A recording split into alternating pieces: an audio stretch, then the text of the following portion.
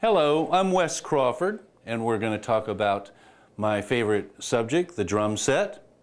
But first, a little bit about me. I toured for 11 years with the jazz, rhythm, and blues singer Jane L. Powell before settling into the Washington, D.C., Baltimore region, where I now freelance and perform and record with a lot of different groups, including Shaheen and Saper on the Higher Octave Narada label.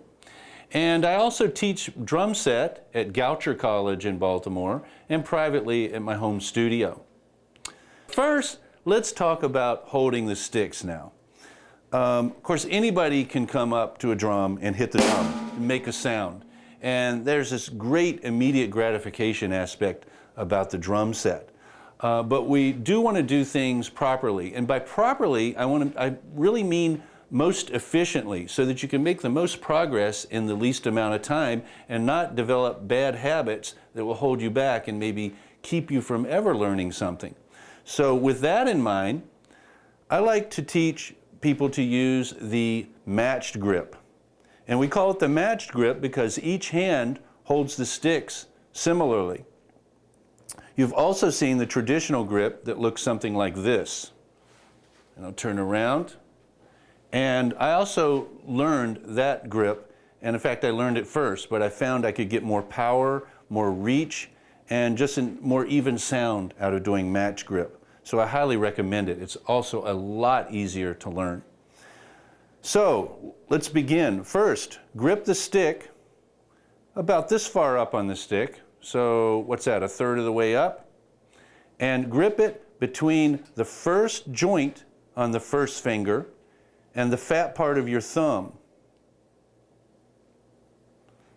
And so if you're holding it like this, you can see how my thumb is really just going straight into the stick, and it's pressing the stick up into this joint, which, isn't it nice to have a little corner to back something round into and to keep it there? This is where most of the tension should occur when you hold the stick. This is your anti-gravitational device to keep it from dropping. After you do this easy step, and you're conscious and you're feeling it and you're thinking about what you're doing, then just simply curl the rest of the fingers around the stick such that the stick lays across the base of the fingers, just inside it, and the fingertips can be felt on the bottom of the stick.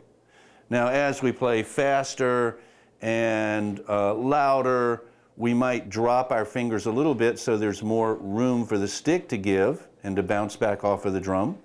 And as we play slower and softer, we might want to grip the fingers in a little bit more firmly, not tightly, we're not tensing our hand, but more firmly so that the stick has less play in it and we can be more precise. And this occurs as we play in the middle of passages, as we're playing something. So again, as I put my fingers around the stick, do not loosen up here because you want to keep this part very firm. This is called our fulcrum. Both hands will follow this same procedure. As you can see, my wrist is coming straight off my arm, and my hand is straight. But the stick goes out at an angle. Don't get confused by this. The stick is coming out of your hand at approximately 45 degrees, so that when you put both hands ready to hit the drum, you're pretty close to a 90-degree angle. And this is for the basic match grip. There are different variations. This comes from a German timpani grip. A French grip, you'd put the thumb on top of the finger, and it's more like a handshake.